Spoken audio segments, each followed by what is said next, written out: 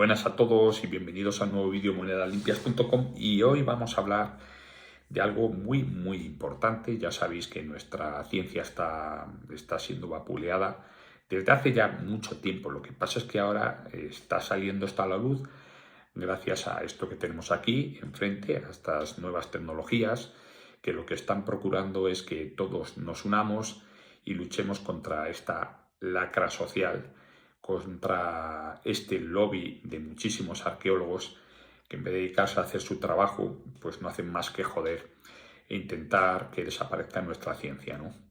Es unido también a ciertos políticos, evidentemente, y por otro lado porque estos arqueólogos copan las instituciones que ahora supuestamente nos defienden, ¿no? Nos defienden, como pasó ya en 1936, que es del tema que vamos a hablar hoy aquí. Y bueno, vamos a hablar de un tema que gracias a uno de los suscriptores del canal que me proporcionó el enlace, disculpa, lo pondré en la descripción, he estado buscando el comentario y no encuentro quién eres, así que espero que cuando veas este vídeo, que seguramente lo veas, si no lo he visto yo antes, me pongas que has sido tú, si quieres, evidentemente, quien me ha enviado la información, ¿no? Un suscriptor del canal, a colación de uno de los vídeos que hice quejándome de esta circunstancia, ¿no? De la circunstancia en la cual, bueno, hoy por hoy parece que si eres numismático eres muy cercano a un grupo terrorista o no sé cómo denominarlo, que, bueno, en el que se nos están coartando cada vez más la libertad individual, la presunción de inocencia, la propiedad privada, cada vez está siendo más vapuleada. Pues bueno, en uno de esos vídeos que hice, un suscriptor, como digo, me envió una información muy importante sobre un vídeo que fue publicado, si mal no recuerdo, hace 11 años en YouTube por el señor, que tengo aquí apuntes porque esto no me lo he estudiado y bueno, y la memoria pues a veces juega malas pasadas. Martín Almagro Corbea. Martín Almagro Corbea, que era secretario real de la Academia de Historia, secretario perpetuo, creo, o sea, que eso ya es muchísimo más, ¿no? Que es un secretario normal, y conservador del MAN, es decir, conservador del Museo Arqueológico Nacional. Este gran historiador y gran comunicador, hace 11 años realizó un vídeo, el cual se llama El expolio del Frente Popular del MAN en periodo de la Guerra Civil, en 1936. Y explica cómo el bando republicano, la Segunda República, en este caso a manos del presidente de gobierno, que por entonces era Negrín, pues se ocuparon, junto también con el general Prieto y demás, se ocuparon de reventar el patrimonio español, que era un patrimonio que no solo era un patrimonio, digamos, público, sino que también era privado. Y ahora vamos a ver un poquito por qué. Os voy a recomendarlo, os voy a poner la descripción del vídeo y luego vamos a sacar una serie de conclusiones de todo lo que vamos a hablar aquí. Y os pondré en la descripción el enlace del vídeo. Bueno, Martín Almagro viene a establecer, la introducción que hace es muy plausible, puesto que, fijaos lo que dice, ya a partir de 1715, ya con Felipe V ya fue un rey, por el hecho de la Ilustración y demás, que se ocupó de recuperar todas aquellas monedas y todas aquellas medallas importantes que consideró que mostraban para mostrar la historia de nuestro país, ¿no? Él ya tenía una conciencia numismática. Fijaos, la numismática, si es antigua, estamos hablando de 1715. Y lo que es el tema de la arqueología, hasta casi después de Howard Carter, no es considerado una ciencia. Ya, sin embargo, en 1715 un rey se ocupó de recuperar hasta 20.000 piezas entre monedas y ya medallas que existían en esa época, para concentrar el vestigio de la historia de nuestro país y bueno, y todo lo que era el Sacro Imperio Romano Germánico. Ya sabéis que, como bien dice Martín Almagro, ya en época de Felipe II, ¿no? La nación era donde el reinado donde no se ponía el sol, ¿no? Pues porque no solo España era la zona peninsular, sino la zona de ultramar y demás. A partir de 1867, en el Museo Arqueológico Nacional, que también se funda por esa época, ya en época, un año antes ya de la gloriosa, ¿no? Un año que ya sé que en 1868 Isabel II se va a Francia. En 1867 el Museo Arqueológico Nacional, que es cuando ya se empieza a configurar, tiene 100.000 piezas, entre las cuales se encuentran las piezas de Felipe V. En 1925 se tiene constancia de que existen unas 160.000 piezas. Todo esto lo podéis ver en el vídeo y es bueno que lo veáis y lo complementéis. 160.000 piezas, monedas y 15.000 medallas. Pero estamos hablando entonces que a principios de la Guerra Civil Española, en 1936, se configura o se tiene constancia de que seguramente había unas 200.000 monedas y medallas, la mayoría de ellas de oro, las monedas. Fijaos la cantidad de dinero que puede repercutir, y ya no solo eso, sino el tema a nivel cognitivo, ¿no? De las piezas importantísimas que por lo visto había y que eran digamos que era un escaparate de la cultura y de la historia española, ¿no? Que es un poco lo que viene a decir Martín Almagro, ¿no? Ya Felipe V consideraba las monedas como verdaderos documentos oficiales de la historia escrita. A ver si los arqueólogos que me están escuchando, que van en contra de la numismática, a ver si se dan de una vez cuenta de que la numismática es una ciencia independiente, no es una rama de la arqueología. Como mucho, a lo mejor, dentro de la numismática nosotros podemos aportar a la arqueología las carencias que tiene la arqueología, porque las tiene. Igual que la numismática puede tener algún tipo de carencia también, pero no es una rama, mejor dicho, de la arqueología. Como digo, en 1936 tiene constancia más o menos de que eran unas 200.000 monedas y medallas. Es en esa época, en 1936, cuando el bando nacional empieza a entrar en Madrid. Entonces, pues, ¿qué ocurre? Pues lo que pasa en todas las guerras, bombas, pifostios montados y demás, y ante el miedo que existe de que ciertas instituciones, por ejemplo, la del Arqueológico Nacional, sufran daños desperfectos, sufran incendios y demás, lo que hacen los conservadores es intentar guardar todas aquellas piezas interesantes para que no desaparezcan en este periodo de guerra, ¿no? Muchas de las piezas que guardan estos héroes del patrimonio español pues consiguen llegar hasta hoy en día a salvo, pero hay otro número ingente de monedas, entre ellas de las 200.000 piezas que se conocen, que son completamente robadas por el gobierno republicano. A ver si nos entra en la cabeza, por el Leviatán. Porque ¿quién gobernaba? El Leviatán. Ajá. ¿Y el Leviatán cómo consiguió esas monedas? También seguramente pues por gente experta que sabía lo que había en el mar. Arqueólogos, algún tipo de conservador, generales, el copón de la baraja. Así que el Leviatán ya hizo de las suyas. Es tan grave esto que hasta el propio Martín Almagro dice que en su vida, en la historia de la humanidad, que se sepa, no hay ningún otro tipo de constancia de que en otro país haya existido esta vulneración del derecho a tener cultura y patrimonio, ¿no? O sea, no ha habido esta vulneración por parte de un Estado que se haya atacado a sí mismo. Es decir, que es acojonante. Y tiene razón. Es decir, un Estado puede robar a otro Estado, pero te vas a robar a ti mismo. ¿Por qué? Y surge aquí lo que él denomina clanes, y es lo que pasa hoy en día, ¿no? Los clanes de los arqueólogos, los clanes de los políticos y demás. Pero bueno, no me quiero desviar.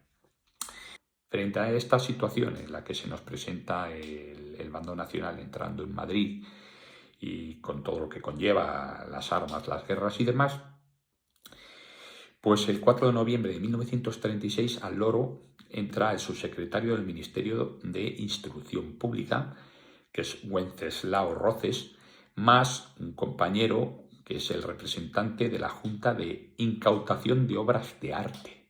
Al loro, incautación de obras de arte. ¿No suena esto algo? Llamado Rodríguez Molino, ambos con metralletas. Ambos con metralletas van allí y con la excusa de que quieren proteger el patrimonio español porque están cayendo bombas y la de Dios es Cristo, pues entonces a punta de pistola a uno de los conservadores más importantes que en esa época existía en el museo, le dicen que saque todas las monedas de oro que ellos tienen constancia de que están allí en el museo arqueológico. Entonces, bueno, al principio parece ser que hay como una especie de forcejeo mental, ¿no?, en la que el conservador, ya una persona muy instruida y aparte muy noble y valiente, le dice que por favor que le dejen ciertas piezas en el museo que son de vital importancia para la humanidad. Y estos cabrones, pues a punta de pistola, le dicen que, bueno, que a lo mejor con un tiro en la nuca, además palabras verídicas, pues a lo mejor con un tiro en la nuca cambia de opinión, ¿no? Entonces claro, se acojona, evidentemente cualquiera lo haría, y le entrega todas las monedas habidas y por haber. Roban las monedas de oro y bueno, y se las llevan a Valencia. Esto con amenazas de muerte, con carabineros ahí, con soldados, metralletas, pistolas y demás. Meten las monedas en gorras milicianas y se las llevan de allí.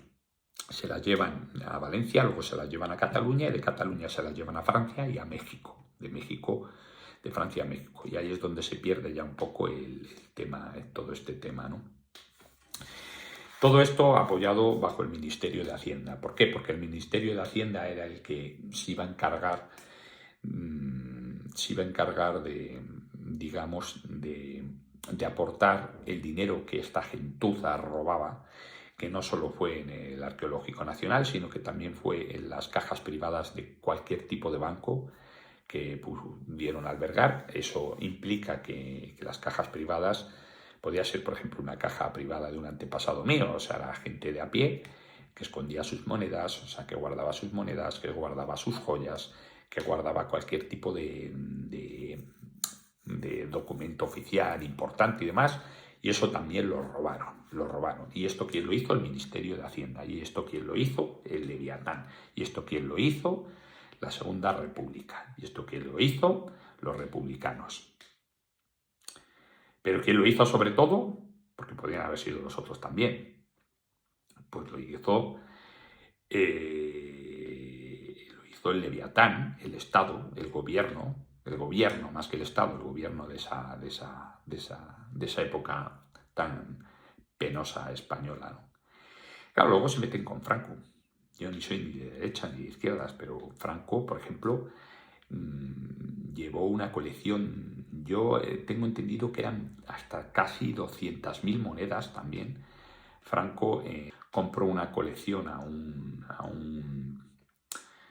presidente de un banco que por entonces tenía un auge importante, ahora mismo no sé cuál es el banco, que era una persona que se dedicaba a comprar monedas al peso, pues allí por donde iba, ¿no? Porque en esa época, bueno, pues se compraba todo al peso. De hecho, el Estado fundió muchísimas monedas a lo largo de la historia, monedas que hoy nos llevaríamos las manos a la cabeza, pero no se tenía tampoco esa conciencia, ¿no?, numismática, aunque sí que había gente que la tenía, pero el Leviatán pues ya estaba haciendo de las suyas y fundían monedas que, bueno, llegaron a fundir monedas y algunas se salvaron de la quema, ¿no?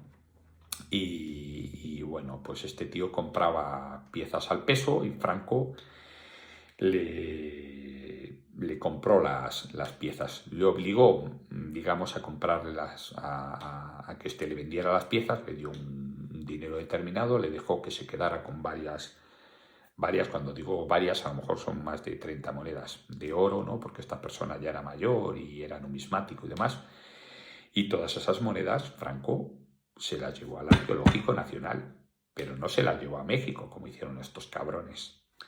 ¿vale? Así que no es todo ni blanco ni negro, cuando hablamos de estos temas. ¿Qué ocurrió? Que, bueno, esta gente se llevó, como digo, las medallas y las monedas, se las llevaron a México, también se las llevaron primero se las llevaron a Francia, luego se las llevaron a México. Y bueno, según nos dice aquí Martín Almagro, bueno, pues había, por ejemplo, un dárico de oro que debía ser impresionante, había áureos de 60 ases, con valor de 60 ases, había piezas importantísimas, y ya no solo del territorio español, sino de la zona de ultramar y demás. Entonces esta gente, cuando se lleva las monedas, directamente no hace ningún tipo de pesquisa, digamos, de documentación, más que la que es que se llevan un número de piezas y las apuntan el peso de las mismas, cosa que eso ya da a entender que estas piezas seguramente iban a ser luego utilizadas para ser fundidas, por lo cual pues se perdería todo el valor económico de las piezas, aparte del gran valor histórico, ¿no? Son piezas que, en propias palabras de este investigador, de este historiador, podrían llegar a formar parte de unos 300.000 euros si hubieran sido fundidas, pero serían unos 10 millones de euros a nivel, lo que es el valor numismático, que evidentemente se va a perder con la fundición. Lo que decía, el Ministerio de Hacienda se encargaba de recuperar pasta para la causa republicana. Entonces, en este tipo de comportamiento, digamos, pues lo que hizo fue sacar incluso obras del Museo del Prado, cuadros, sacar todas las piezas que pudo del arqueológico, también una serie de alhajas, no era solo dinero, seguramente sacó también bustos y el copón de la baraja. También reventó las cajas privadas de los bancos, ¿no? de la gente de a pie, como vuelvo a decir, que ahí donde tenían sus ahorros, y ellos se sentían con el poder y la obligación de robar al pueblo para apoyar la causa y para seguramente luego enriquecerse ellos, porque cuánto dinero del que robaron fue para la causa, ¿no? Fue para el ejército republicano. Pues no lo sé. Seguro que para sus bolsillos fue más que para el ejército, eso también lo digo yo. El propio Negrín, hay un momento en el que confiesa cómo esas monedas le van a servir para escapar y para la República, ¿no? Se lo confiesa al general Prieto. Luego se tiene constancia de que en México, por ejemplo, salió alguna pieza de estas al mercado, pero concretamente el historiador dice que seguramente eran de piezas de cajas fuertes y demás, pero se tiene constancia que eran de España, puesto que ya sabéis que allí se solían acuñar columnarios y sí que se acuñaban monedas de oro, pero no solía circular moneda acuñada en la península, ¿no? Moneda peninsular, bajo excepciones. Pues esto básicamente es lo que cuenta esta persona en el vídeo. Yo os animo a que lo veáis. Son 30 minutos de vídeo, 33 minutos. Una persona muy elocuente, se entiende bastante bien, es un tío, se expresa muy bien, pero además no se expresa con artificios, ¿no? De palabras y demás, se entiende perfectamente, y os animo a que lo veáis, porque es importante. ¿Qué he sacado yo como conclusión de esto? Bueno, mirad, siempre está ahora de moda, ¿no? Ir en contra de la numismática. Ya lleva mucho tiempo de moda, digo de estar de moda, pero llevan ya 40, 50 años desde que sacaron las leyes estas anticonstitucionales de patrimonio en 1982. Fijaos la cercanía que existía, ¿no? De la época de transición, ¿no? De la transición a 1982. Yo nací en el 75, que es cuando muere Franco. Todo ese periodo de transición, llega el 82, el mundialito, y ahí empiezan a dar por culo con las leyes de patrimonio, porque toda esta tradición que viene de atrás, de ellos, claro, muchísima de esta gente viene de ese periodo histórico y ha mamado de ese periodo histórico. Por lo tanto, no es raro pensar que estas leyes puedan ser anticonstitucionales, como también fue un delito enorme en no sé cómo considerarlo, fue un atentado a la cultura el robar las piezas del Arqueológico Nacional. Pues esto es lo mismo, lo que está pasando hoy en día, ¿no? Que este grupito nutrido de arqueólogos, del lobby de los arqueólogos, que por cierto, muchos de vosotros estáis con el cerebro lavado. Así que bueno, no es porque os quiera quitar la culpa, ¿no? Pero también entiendo que no, que os habéis formado la carrera con esta clase de gentuza, ¿no? Que hayáis tenido a lo mejor profesores que sean unos fachos y que os meten en la cabeza esto, ¿no? Que la numismática, que somos todos unos ladrones y que la numismática es una mierda y que es una parte de la arqueología simplemente, y que el poder, digamos que la posesión de los objetos históricos y sobre todo de las monedas les tiene que pertenecer a los arqueólogos y al Estado, y que no tiene que haber nada privado y todo tiene que ser público y demás. Pues yo entiendo que os haya metido esa mierda en la cabeza. Y lo entiendo porque después de ver este tipo de documentales, pues uno abre más la mente, ¿no? Entonces, ¿qué ocurre? ¿Qué ventajas tiene el coleccionismo privado, que está siendo tan atacado y vulnerado, ¿no? Por un sector amplio de la sociedad, ¿no? Tal vez sea por intereses privados, tal vez sea por desconocimiento o tal vez sea simplemente por joder. Pues ¿qué ventajas tiene el coleccionismo privado con respecto al coleccionismo público? Pues fijaros, el coleccionismo privado, al estar, por ejemplo, las piezas dispersas en colecciones, es muchísimo más raro, es imposible que puedan ser robadas. Es decir, tú puedes entrar a un sitio donde hay 200.000 piezas y robarlas, como pasó en el Arqueológico Nacional. Sin embargo, a lo mejor 200.000 piezas repartidas en 1.000 colecciones, pues si entran a robar a la casa de alguien o entran a robar a la institución de una institución privada donde hay un museo pequeñito de monedas, pues que se pueden llevar 1.000 monedas, pero no se vayan a llevar las 200.000 monedas. ¿Veis de lo que estamos hablando? No estoy diciendo que el Museo Arqueológico Nacional no tenga que tener, y otra serie de museos, tenga que tener un número nutrido de monedas, y además que es importantísimo que esto pase. O sea, yo no estoy diciendo que los museos no tengan por qué tener monedas, todo lo contrario. Y esto además fue un crimen, este robo, ¿no? Sino que lo que estoy diciendo estoy poniendo sobre la mesa ventajas que puede tener el coleccionismo privado frente a desventajas que puede tener el coleccionismo público. Que luego es un poco lo que dice Damián, ¿no? Con el hecho de decir que no todo lo público a veces es tan público y lo privado tan privado, ¿no? Por ejemplo, en una colección privada puede ser más pública que una colección pública. Porque una colección pública, tú si quieres, por ejemplo, ir a estudiar y que te enseñen las monedas, lo vas a tener muy difícil. Por lo tanto, es casi más privada. Pero bueno, no estoy aquí atacando al sector público. Además que el arqueológico es unos profesionales como la copa de un pino, que desde aquí os envío mis saludos. Y por cierto, de numismáticas. Que sepáis que he puesto ya todos los días que voy, pongo una hoja de reclamación porque sé que estáis bajo mínimos. De hecho, la sala lleva cerrada el 2020, ya 3 años. Y eso es porque no interesa tanto. Bueno, lo puedo llegar a entender, pero bueno, la tienen cerrada porque no contratan a gente, no les sale de ahí a los políticos de turno, ¿no? Estos políticos que también han mamado del Leviatán seguramente del 1936. Y luego, por el hecho de que estas colecciones estén concentradas en sitios privados, hace que normalmente quien colecciona moneda, ¿no? A altos niveles, no a altos niveles económicos, sino a altos niveles, digamos, de investigación, pues los investigadores y los numismáticos, y también, bueno, y gente, todo el que colecciona moneda porque le gusta es numismático, ¿no? Pero ¿quién va a aportar más a la numismática?